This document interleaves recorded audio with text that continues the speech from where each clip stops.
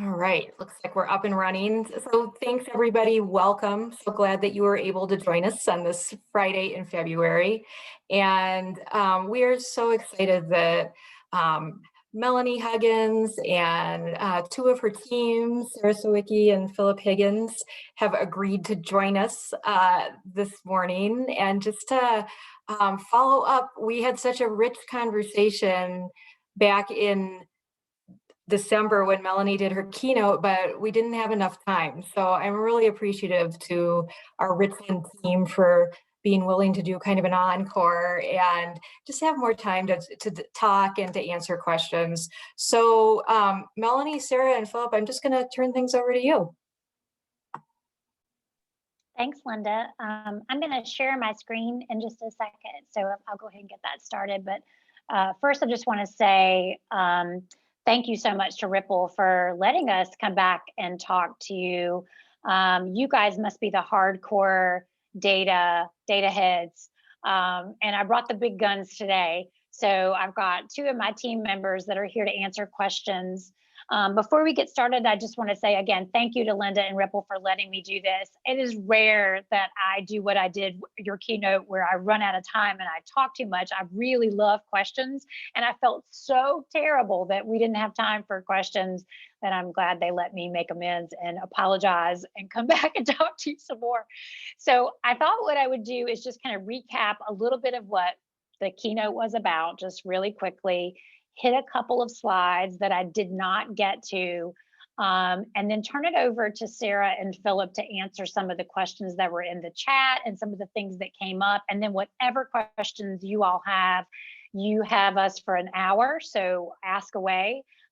If we exhaust all the things we need to know before an hour, you'll get some time back.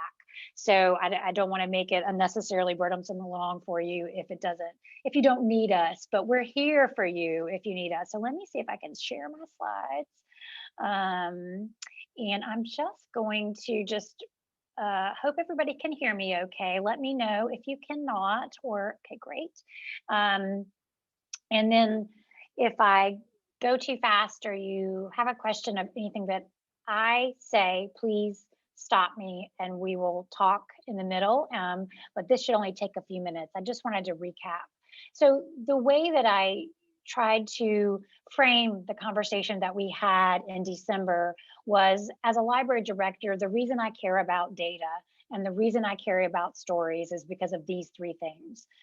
We definitely want to have a greater community impact. And we talked a little bit in December about how difficult that has been to figure out where to spend our time and energy and how to measure that, especially during COVID. We talked about how we articulate our value, how we gather stories, tell stories, what format do those stories go out in, and what things we measure to know if we're providing value. And we didn't get to talk about number 3 as much, but the other reason I care about data and stories is because I think data and stories internally make sure that we are creating effective services and that we're doing the right things and doing them well. So I just wanted to share a couple of slides that touch on that last point because I did not get to share these with you. We have, and Sarah Sawicki will tell you a little bit more about this as well, we've really evolved in the way that we try to show outcomes and outputs and impact of our services. And where I think we've landed, Sarah could correct me on this, is that it's really hard to use the massive amounts of data, whether it's door counts, circulation, to tell a compelling story. Where we find our best stories come from is when we measure the outcomes of specific initiatives and programs. So things that have a beginning, a middle, and an end, or things that have benchmarks built within them, or things that have a start and a finish, like a renovation project. So this is just 3 infographics that just get that point across, that sometimes we do a better job of telling our outcomes when we focus on a specific program. Like we had a program called Here Comes Kindergarten that was a very intensive kindergarten readiness program that we did with housing, with public housing. we actually had the Office of Program Evaluation from the University of South Carolina come in and help us evaluate that program. And we learned so much about what motivated parents, about the outcomes for their children, their increase in use of the library, increase of access to books and reading. That was a really great way to tell a story about a specific point in time with a specific initiative. We've obviously, I think I mentioned that we spent, $66 million renovating all 13 or building new libraries. We really wanted to show what the impact was of those renovations. So pre-ribbon cutting to post-ribbon cutting, how are we doing in terms of community engagement? And then the last little bit of an infographic you see, it's just an infographic that tells the story of who our social workers serve. And again, if we're disaggregating the data and we know the race, ethnicity, gender, demographics of who we're serving, we can do a better job customizing those programs. We are not able to disaggregate the data as much as I'd like to for all of our customers, but as you'll hear from Philip, we can do that with certain initiatives, especially our social media strategies and some of our online initiatives, but we do it with social work. So we are able to say, these are the people we serve, this is what they need from us, and this is how well that's being received. The other thing that I didn't get to talk about that I just wanted to briefly mention is that just like you all, we struggle to collect feedback from people who come to our programs. We do use tools that can give us some information about people who use their library card to check out materials, but we didn't have a way to collect really, other than paper and pencil surveys, of how to get feedback from people who came to programs. So, oh gosh, Sarah, several years ago now, we developed an open source product for libraries. It's called Intercept. It's available you can go find more about it at that website. It's also available for you to use now on GitHub. We created this with Knight Foundation funding. And the thought was that if people use their library card to register for a program and or swipe it when they sign in for a program, we can follow up with them and ask them, did they learn something? Did they like it? And so while COVID has kind of put a halt to us fully implementing this, it does have a lot of other features like calendaring and room and event management, and it does more than just this, obviously, and Sarah would be happy to talk to you about that if you're interested. But the point of this slide is to show you that if you attend a program with us and you check in with your library card or you've registered, we can ask you something. We can ask you if you liked it. And those things on the side there, the right, why did you like it? Why didn't you like it? Those are completely customizable if you were to use this yourself. So you could ask, for example, project outcome questions that PLA has established for certain programs. You could populate the tell us why piece with questions about, did you learn something new? Does your child now enjoy reading more? All of those things that are project outcome based. And then lastly, I'll just finish up with talking about this greater community impact piece. Because of all the things our library has done to tell our story, to articulate our value, to create effective services, the one area that I just have so much desire to show the library's greater community impact. I just don't feel like we've been able to fully kind of crack that nut yet. And maybe some of you can tell me if you have, because this is an area that I'm really interested in.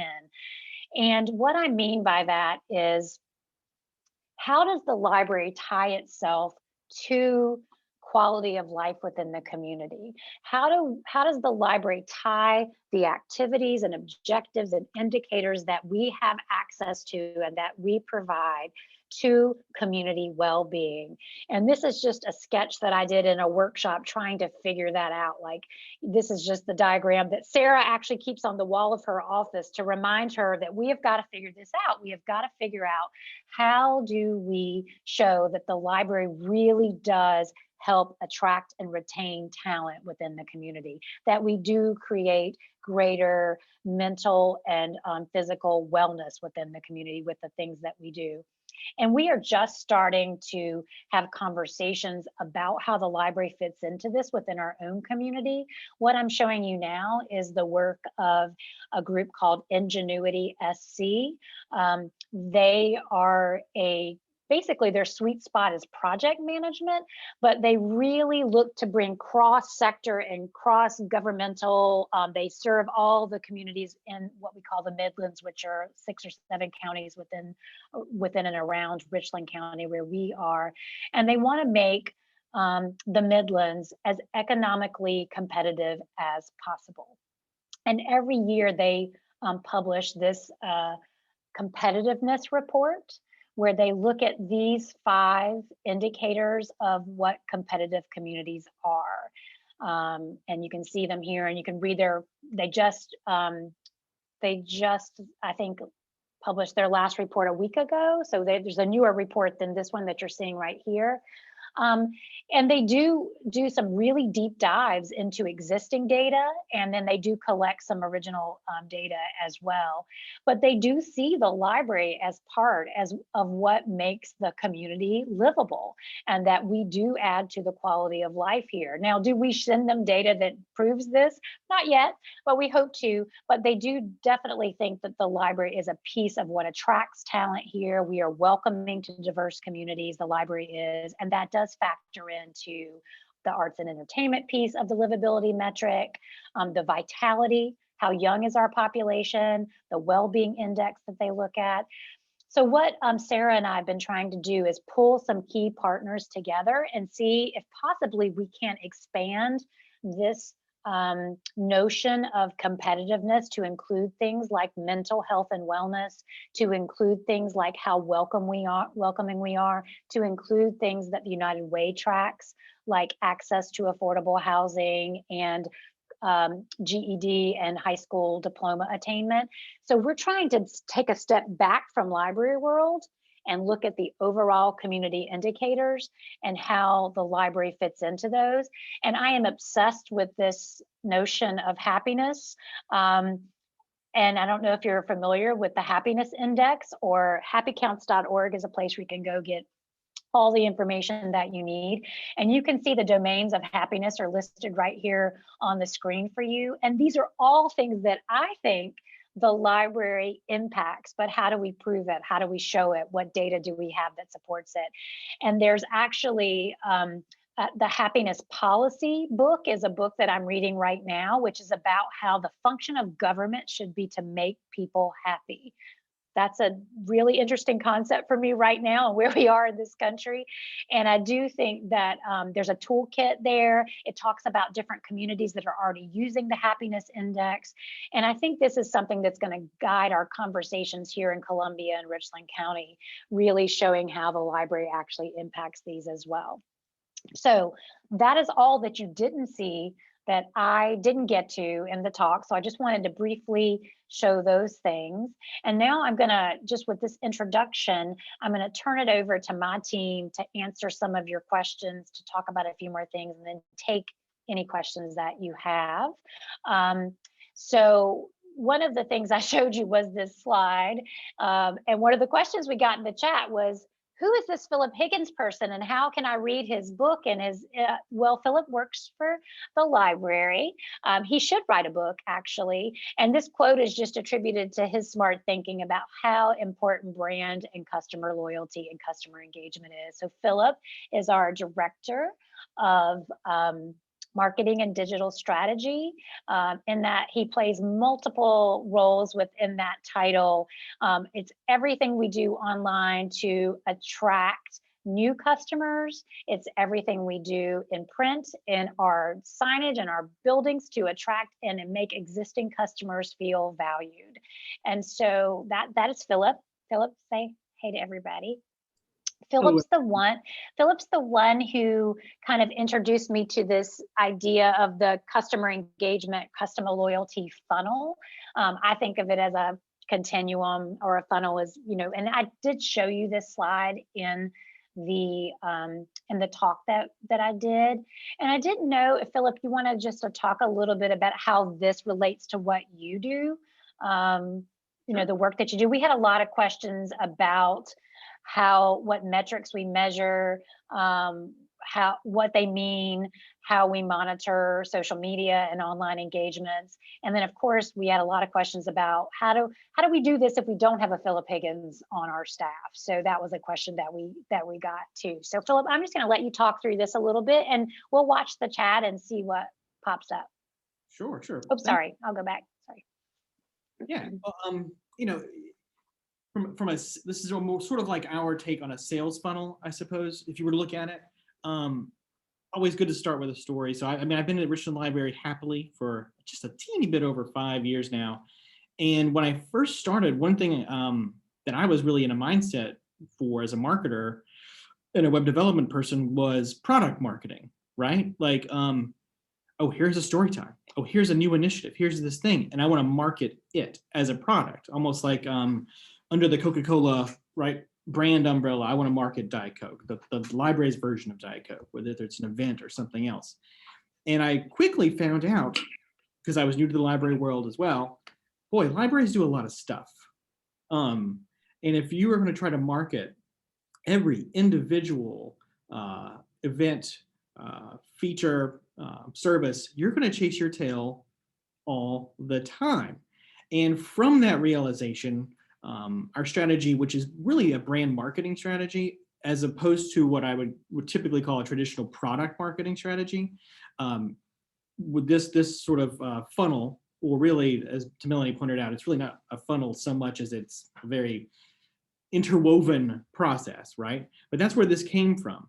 The idea that we should focus on brand marketing, selling and I use selling in a loose way, of course, but promoting our services, promoting our initiatives and things with a brand first mentality, knowing that over time, that's what will grow the library and grow attendance and grow all those other wonderful data sets that we love and we would love to get, is by growing brand loyalty first, and underneath that umbrella, as a part of that, focusing on initiatives like our Let's Talk Race initiative and other things as in support of the brand.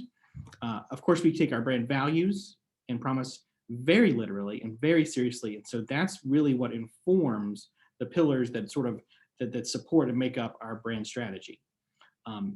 We do, and please pepper me with questions or stop me from talking because I can ramble for a while, but we do very intentionally tie metrics to each one of these sections, phases, whatever you want to say, on the slide that you're seeing here, to see how we're performing in each area, with the ultimate goal to arrive at fiercely loyal, right, customers that not only refer us, but engage with us online, come to the physical buildings when possible, come to online events.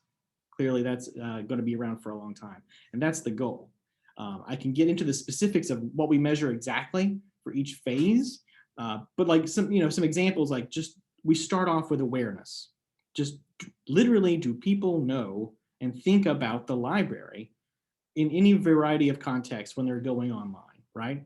Social media impressions is one thing. We also use a free tool called Google Search Console.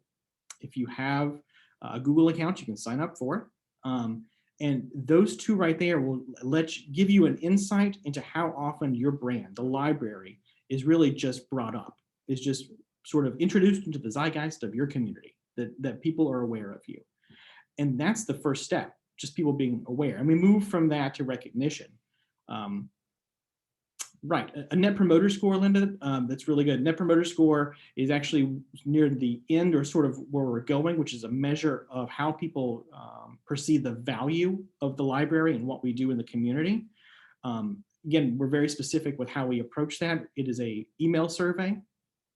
We survey customers who have used their library card. I believe it's within the last 12 months. I think it's 12 months. I have to go back and look at my formula.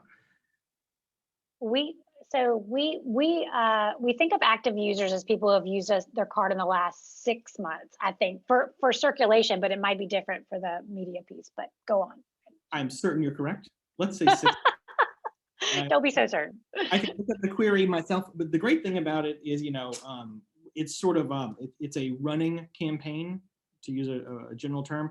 So the reason I don't have the query memorized is because I haven't probably looked at it in 6 months, or at least.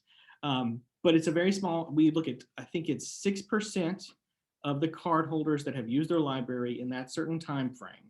And we ask them would they recommend our library services or the library to friends and family. And we watch it over time. You know, we measure most of these metrics, we measure against ourselves to see if we're moving the needle or if we're encountering some issues, and we need to reassess the strategy for each one of these sections. But yeah, Net Promoter Score is a very good indicator of how customers perceive our value, and then it bleeds into that customer loyalty sort of thing. We also look at, and I'm sure you guys have the access to this data as well, which is the sort of a gain-loss index, like how many customers are you adding versus how many are you losing or dropping off. And you can set your own parameters for that, of course, as well. And we use that gain-loss index or percentage to look at from a more of a business perspective under that fiercely loyal category. Like, are people staying with it? Are we doing a good job of not only getting them through the process and signed up, but once they're signed up and have a card, are they continuing to use it? That's another metric that we have for the loyalty, the fiercely loyal section of that. But there's a lot of things in between there, and I don't necessarily need to, I guess, I can share everything and keep rambling. I don't know if you guys have any particular questions about any stage in the sort of brand marketing strategy that we have in place right now. Social media, I understand, came up a lot in the last discussion. And I will say social media is a really good measure of where you stand in the moment in time. If you're trying different tactics out, if you're trying different ways to position the library, whether it's an event or a series or initiative you have in place, it provides you a really good way to try different tones, different copy, different approaches, and see what sticks before you invest in maybe something a little larger or more expensive. Maybe it's print, maybe it's a web presence or something like that. Social media is a really good testing ground. But the algorithms or the machine learning hasn't made it easy for us, not with deep pockets though. So it is a challenge, one that continues to grow as more and more people move to paid advertising on social. But there's that content is king, you know, context is queen, and together they rule the marketing world. So it's timeliness of posting and the right type of content that again supports the brand that will grow over time. I mentioned this to Melanie a lot, and Sarah too. This strategy, this approach for us from a data and analysis perspective, is a marathon approach. You do not see, you know, sure, you might go viral if you have a great hit, a video or something like that on social, but this is a marathon. We've seen gains since we've started implementing this and focusing on the brand strategy every year for 3 years running now, but they are incremental and it is a slow build. But the great thing about this kind of work and this kind of approach, in my opinion, is that it's very sustainable and it lasts. Once you get those fiercely loyal customers, they defend you, whether it's on Twitter or Facebook. And if you're in the middle of a pandemic, they are looking for ways to support you and help you out and spread the word. And that is exactly what we've seen here in Richland County, at least. We do use Orange Boy. We use Orange Boy primarily because they have really we bought into the personas that they have built around customer behavior, and it lets us track how customer behavior changes over time. We also use them for our Net Promoter Score and for our standard email campaigns. Well, that's great. The Savannah tool actually has a market engagement section within it that when we first got on the Orange Boy train wasn't that great, but I will say in the last 2 years, they've really beefed up that section. So the gain loss index that we talked about, customer transitions between different personas or different types of usage of the library card has really gotten really good too, as well as market penetration.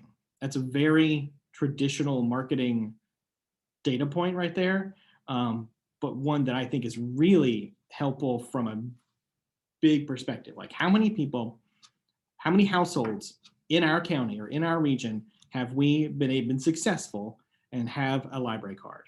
And then within that, a subset, how many are using them. We use that to gain our progress from a very big perspective too.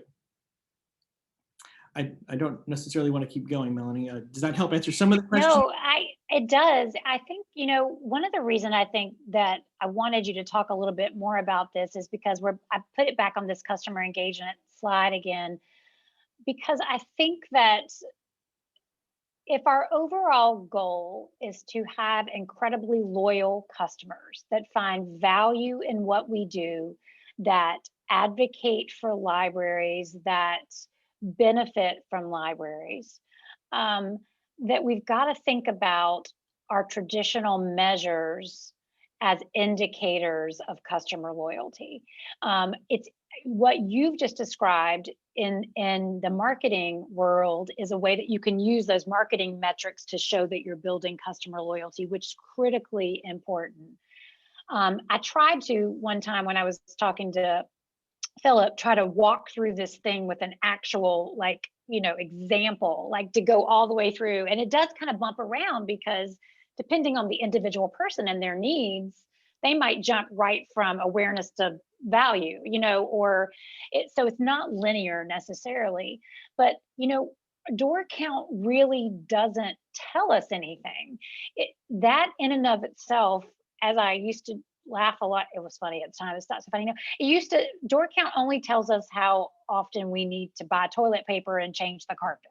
That's really all it tells us, because we don't know why people are coming. We don't know what motivated them to come. But for example, we're doing a billboard campaign right now, Philip, with because we have career coaches on staff. And so we have these billboards. You might want to talk about that, just how that would work in this line, if you don't mind. And then there's a question in the chat we want to get to.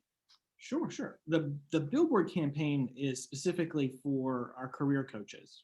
It is timely in that, with the pandemic and the economic fallout, we find ourselves as a library with, as Melanie mentioned in the beginning, an extreme focus on community well-being and growth. That was a need that we could predict happening, that was already happening. People needing help finding jobs, retooling resumes, that kind of thing. And we already have trained career coaches on staff. So it was, again, about awareness and then driving from awareness to value. So sometimes traditional marketing methods are actually the best. Everything doesn't have to be digital. And for the audience that we were looking at, trying to target in certain geographic areas, which staff helped us with in our county, that we knew we're going to need more help when it came to career services of any kind. We were able to place billboards in those areas. And they're very simple billboards. They are branded with top level Richland Libraries brand, and they funnel everything through a phone number. So very, to use an older term, analog when it comes to the marketing of that service for those communities, because we know that we pick the high traffic areas, and the billboard, of course, from the media perspective, they can give us an approximation of how many tens of thousands of cars drive by each billboard in these targeted communities that we place them in every day. And we have seen, Sarah has the data, I know we've seen an uptick from the billboards in the phone calls coming in requests for help, but the billboards provide two services. One is that awareness and recognition piece. Our brand is literally 20 feet tall and represented at very busy intersections in these parts of our community. And then the second piece of it, which is value, driving people to take the next step and make that phone call. We're hoping to keep them up for a considerable period of time, because for that kind of more traditional approach, consistency and stability when it comes to the messaging and placement is really key. So that's one part of it. I mean, then from the digital side of it, we created a vanity or sort of a custom URL for the web, richlandlibrary.com, book a coach.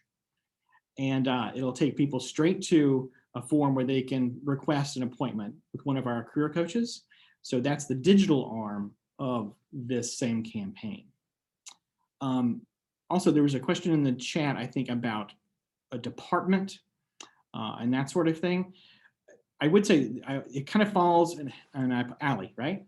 Hi, Allie. That sort of falls under what I would typically call like a brand extension, right? Like you want to use the brand equity or the value already built into your larger system-wide brand, the library itself, to leverage the new makerspace or leverage the new department and that sort of thing.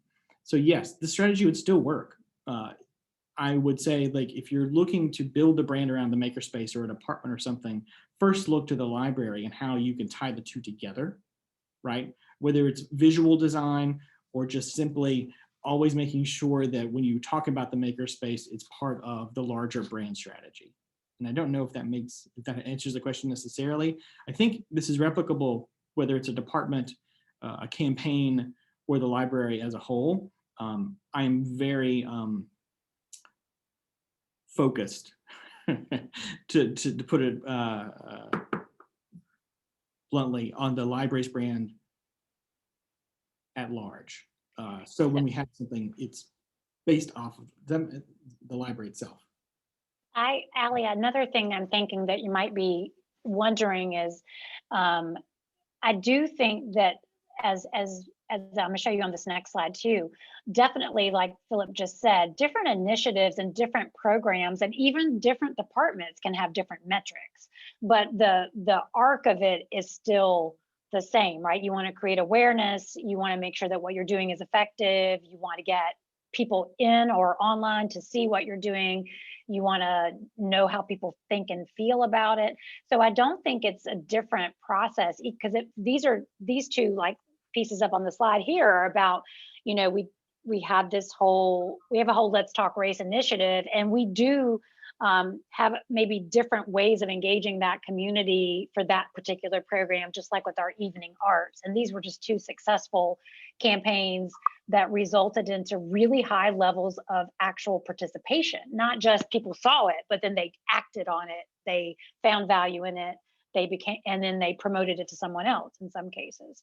So I do think you're on to something. I do think it's good to start with a specific program or a project to test these ideas out. If you're talking about how you measure the success, it's hard to have like 20 different individual campaigns running at one time, which is why Philip doesn't try to do that necessarily. But I do think you're onto something about having a set of metrics and using that customer engagement continuum for thinking about how you promote a program. There is some more questions, I think. And I think Megan had her hand raised. Megan, did you want to talk? Yeah, that'd be great. Thanks. Let me unraise my hand before I forget, because it will be dangling there forever. A lot of the data that you're collecting seems to be tied back to user account numbers. Not all of it, certainly, but that leads me to wonder if you require people to have a library card in order to participate in some of these programs, whether they're digital or in person.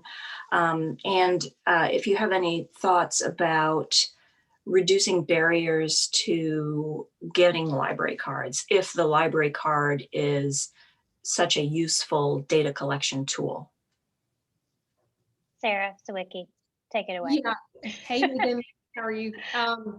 Yeah, one of the things when we switched to this system, when we built the system and switched to it, we did make a conscious decision that you had to have a library card to, thank you, Philip, you're always my cheerleader, to reserve a room. At the time, most of our programs were non-registration required because it's just the library. Everybody just comes. We don't really know. Again, that was kind of part of this whole thing, is who is coming to these programs. So we didn't require that. Quickly, we found that we needed a little bit of not a workaround, but we wanted to be able to allow people to register for programs, especially once COVID hit, because that was the only way to see a lot of these things. So we do have a guest registration form that we implemented pretty quickly last summer, maybe early fall, so that people could register. The staff have always been able to register someone on the back end, but now customers can register themselves as well. Does that answer your question, Megan? Yeah, I think so. So you do oftentimes require people to register, and in order to do that, they have to have an account. but it sounds like you have an online registration process, and we do too. I'm just, always trying to get at the people who have barriers to that sort of resource. And if you want to count those people, how do you get them into the system? Yeah, that was really important to us early on, was that, again, before COVID, few of our programs required registration. And if they did, we still always there's always a phone number there to call if you don't have a library card. To me, it's an upselling feature. Sometimes they can get a library card, they just don't have one. So we want to always make sure that the staff are asking if this customer does want to get a card. And one of those barriers that Melanie early on eliminated with us was, oh, you had $20 worth of fines 3 years ago. Let's wipe those out. Let's get you back in here in the library. Let's make sure people have access. So that was one of the things that she did very early on in her tenure here. So we do want to do that. Now the reason for registration is so we can send them a Zoom link, or like Melanie said, send them a link of other things that they might be interested in, a book list or other programs that they might be interested in. So now it's a vehicle for contacting those people, getting the feedback, making sure that we build that two-way relationship with folks. Yeah, I get it. I mean, it makes good sense. Thanks.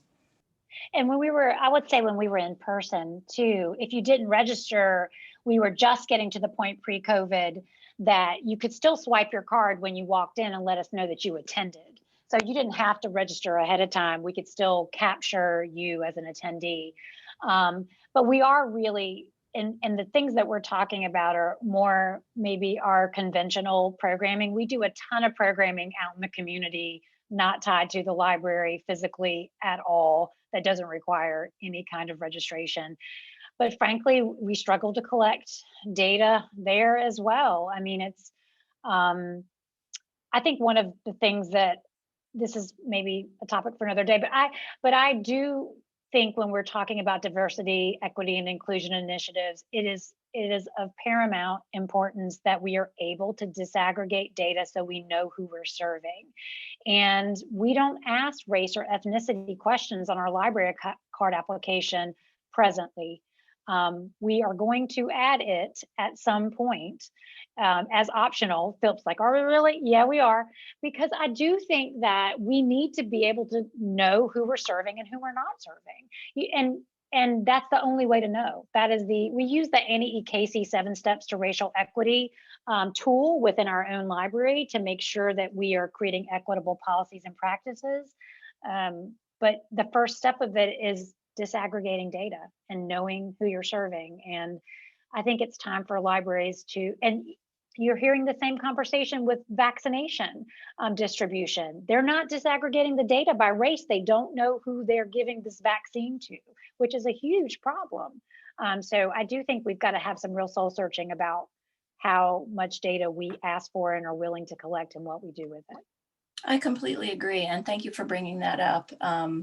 And I agree that disaggregating the data is critical in understanding the data and treating people equitably. But I also know that the more questions we ask people, the greater the barrier. So really keeping in mind that the barriers are real, and how do we minimize those while getting the data that we need to better serve people.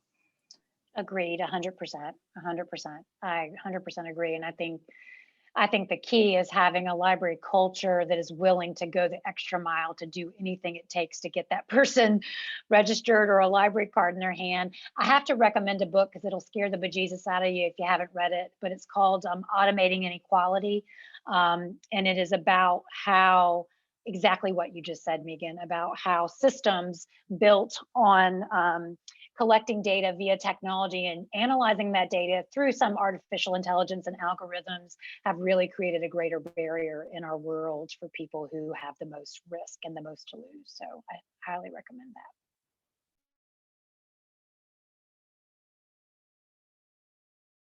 What other questions do y'all have? I'm not looking at the chat to see if there are other questions. I would say one thing that we're super excited about right now, at least I'm really geeked out on it, is that Sarah and I are writing a job description for a program evaluator.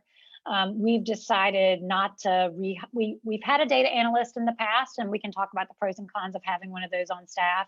It just wasn't getting done what we needed to do. And so we decided, instead of hiring another data analyst, we're going to hire someone that is an actual program evaluator to be on staff. And I cannot wait for that.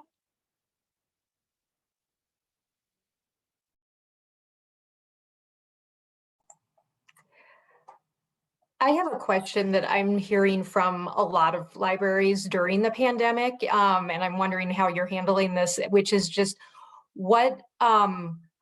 how are you evaluating virtual programs, and or what metrics are you tracking? So Sarah and Philip, yeah. Yeah, I can. So we talked about this when we prepped for this, because it's almost two different things, right, Linda? So it's one is how many people attended. We have to turn that in. We have to turn it in the state library. They're going to turn it in IMLS. They're going to ding us if we don't have that number, right? And we can't stand at the back of the room and count heads anymore. But at the same time, the beauty of that virtual program is that the shelf life is much longer than the 1 hour that you had to get here for story time before your kid took a nap, right? You had to go down for a nap. So we started out counting the program data, like the attendance, the number of views on the YouTube or on the YouTube video or on the Facebook live video for about a month afterwards, and we've shortened that to a week. So the person who put the program on then goes back a week later, just literally looks at the Facebook page, sees how many views it had, and that's the number we're counting. The evaluating the value of the program itself, that's Philip's area of expertise. Well, I mean, one thing I will say, like, I don't necessarily look at the number of the size of the audience as attendance, because I know that changes. I know from a data capturing and analyzing the program in the moment, like we can say within 2 weeks this many people watched it, or within a month or whatever. But we as a marketing department or as a library, we are very intentional about our programming that we've been doing, especially as of the last 2 or 3 months, to make them, a common phrase, evergreen, right? Trying to make them as reusable content as possible, because I keep watching story times literally from like April that are still getting views. People are bookmarking and remembering them. So we're doing our best, building the bicycle as we ride it a little bit, but creating playlists with names that are very approachable, so people can find the story times or find the evening arts or culinary cooking shows that we do and that kind of thing. Because subscribers are going up, follower counts are going up, and those things continue to work for the library's brand for a long period of time after that they show. So that's the value that I see in it, is evergreen content that supports the brand. That's how I measure it. There's a lot of competition these days. Everyone is tired, and I love this Zoom, so don't consider this Zoom as my favorite Zoom. But in general, we're staring at a lot of screens, and we're doing a lot of Zooms. Our children are doing the same thing. And on-demand programming, which is what I consider most of our online events to be, because we keep them going longer, is, I think, where we're going, at least for the short term. People do want a story time, but they may not want it at 10 a.m. on a Saturday morning because they slept in till 10 and they need some time for pancakes. Or, they really wanted to see that really important author talk about a very important to the community topic, but they didn't have time. It's Sunday at 6 o'clock. And so that's, again, the thing that we keep seeing is it's supporting our brand values. It's supporting our mission in the community a lot longer than the initial airing date. Hope that helps. But one other thing it is crucial, if you have someone on staff, or if you can do it, it doesn't require a lot of effort, just some time, I think. If you save it on Facebook, save it on YouTube or anywhere else, to put tags around your content, right? Beyond just the title, right? You can tag anything on YouTube or Venmo or anywhere else, not Venmo, don't send me money, Vimeo, with different topics and that kind of thing to make it much more discoverable online, because some of this social traffic, some of these online events will eventually garner a click through to your website or to another owned platform that will help the library. Philip, when you say a tag, do you mean literally like hashtags people use? Is that what you're talking about? In YouTube Studio, when you after you've uploaded a video, you can go to YouTube Studio and you can literally, it's like keywords. Back in the day for search engine marketing, keywords were all about it, and AdWords still are. You can literally go in and whatever phrase that you would like to do. I tend to look at what's trending on Twitter to try and marry the two up for timeliness. But DEI, Black History Month, equity, any keyword or phrase, you can assign it to it so that when someone starts looking at other channels on YouTube and views other content, that machine learning that we're all facing all the time, those algorithms will then promote the library's content if it has similar tags over time. So it's interesting to kind of end the conversation with that example of the online programming, because I grew up in a very Southern Baptist household, and we sang a song called Deep and Wide. And I think about that all the time about the library. It's like we do these things that are like super broad, like 3,000 people watching a story time or, whatever. And then we do online tutoring for kids who are struggling readers for 10 kids for 10 weeks and change the trajectory of their second grade experience.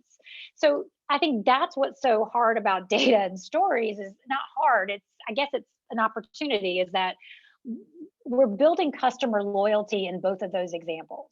We are building, there are 10 parents and 10 kids now that are more confident readers because, and they know how to support their children because of something the library did for them. And then there are 3,000 people that are library lovers because they got entertained for their kid got entertained for 30 minutes while they cooked dinner. I mean, I think that's the challenge, is that we do so many things. And we're back full circle to what Philip first started saying, is when he first started working for the library, he was like, oh my God, we do so much and we do so many different things. How do we tell these stories? But they are all about building customer loyalty.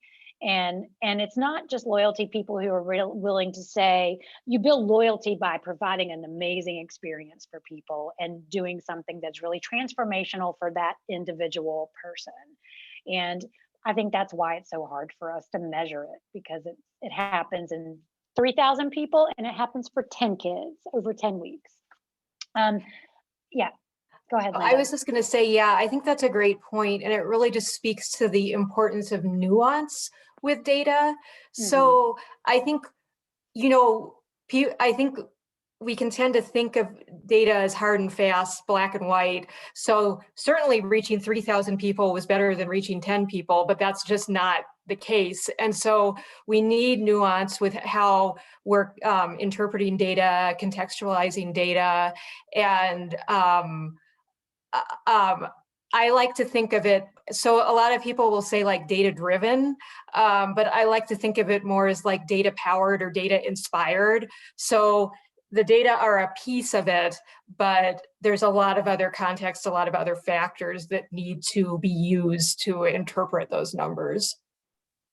Agreed. And I think, Megan just said the word outcomes. And I think, I think I told y'all at the first talk that I've been in this outcome space for a long time and I haven't figured it out.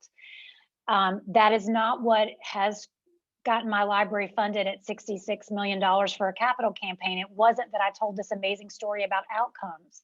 Now, I'm not saying they're not important, because I absolutely 100% believe that they are. And every program that we design, we think about what is going to change for this person because we do this program. We do think about that and we try to plan ahead. But ultimately, those outcomes, like the 10 kids or the 66 people in a housing authority site that now have access to the internet that didn't before because of something we've done, those are critically important. and we don't want to lose sight of those, but they're a piece of it. And I think for a while there, the library tried to put all of our eggs in the outcomes basket. I think we just need to think about it as it's all under that customer loyalty piece, and outcomes are indicators towards customer loyalty, just like YouTube views are. So I think it's, I want to still try to figure out how to measure outcomes, but I don't want to be stymied by it. I hope that didn't offend anybody or make sense. I mean, I think there's ways that we can do it. And I would also say that Sarah, I didn't properly introduce her because she was a part of y'all's conference and so many of y'all know who she is, but she directs our planning and projects department. And we know we are blessed, an embarrassment of riches, to have a planning and projects department that has, project people with certified project management skills and Six Sigma backgrounds and all of that great stuff. But what I think is important for library directors and leaders to do, first and foremost, if they want to start measuring customer loyalty, is to do what Sarah and her team helps us do, which is to think of everything we do as a project, and think of everything we do as having a scope and a charter and outcomes that we want to achieve, or results that we want to achieve. And just by starting with that, will force you to have to ask the question, what does success look like? And then you start measuring things. So I think if libraries are saying, well, we don't have a Philip, or we don't have a Sarah, we don't know how to do this with social media, that's not even the first step. The first step is just to think differently about how we design and implement and execute our activities and programs, and to think about them as projects.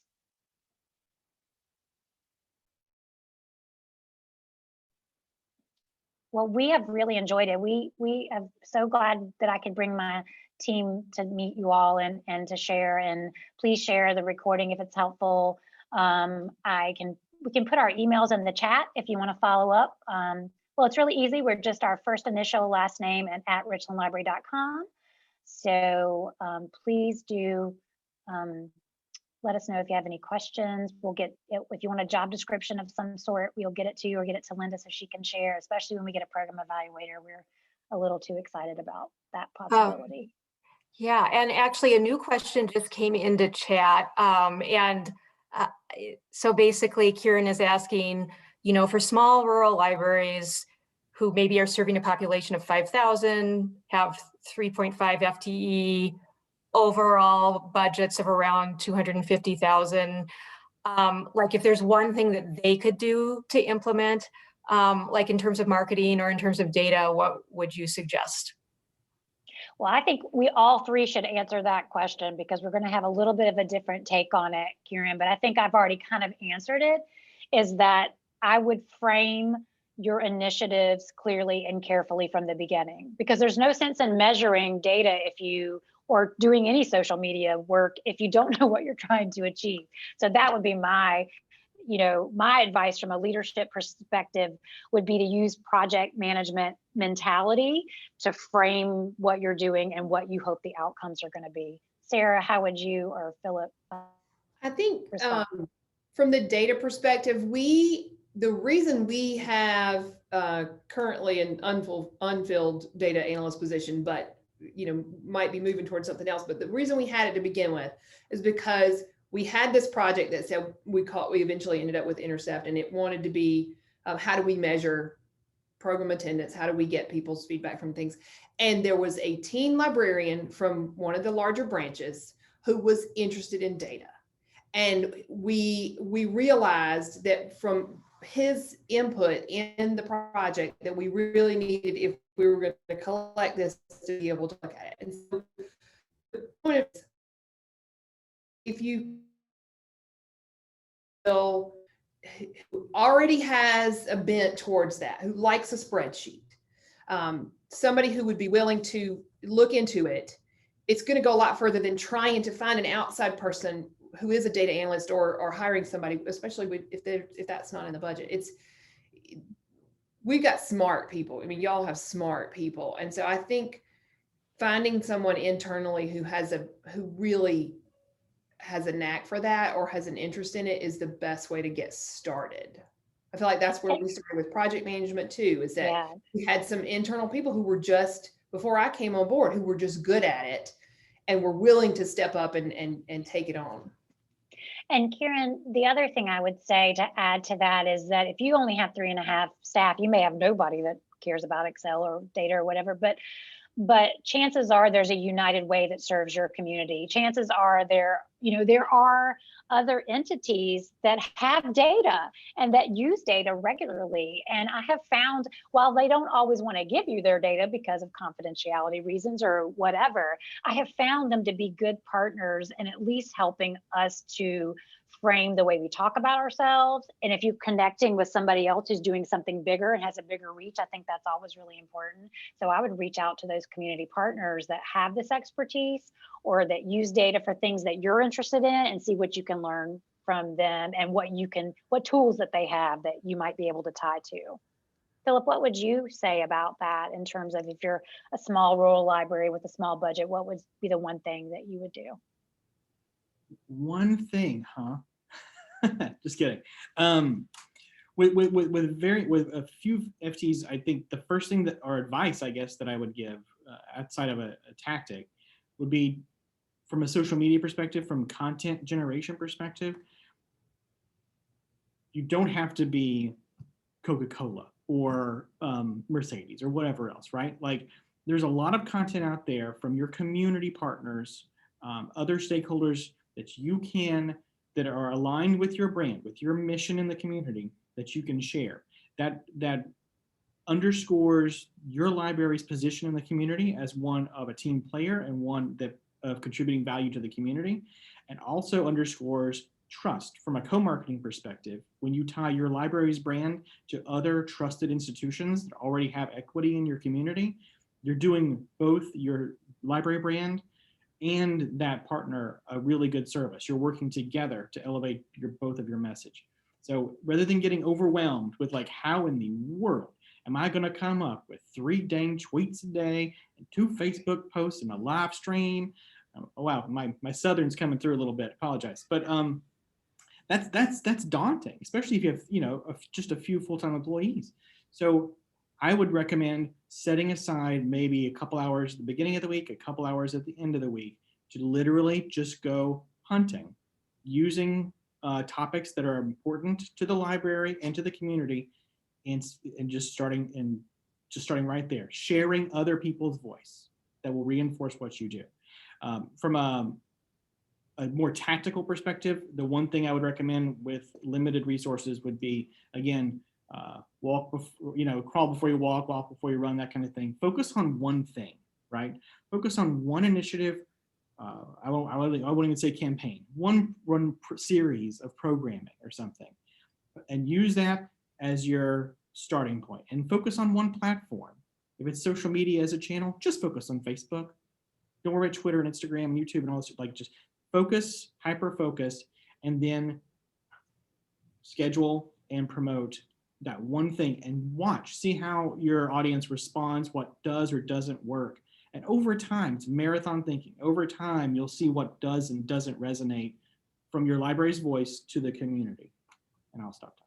See, one thing, it's impossible. I can't. So I want to respect your time. We are at the top of the hour, but Melanie, Sarah, Philip, this has been so useful. It's been great to have the opportunity to have a discussion, to be able to ask some questions.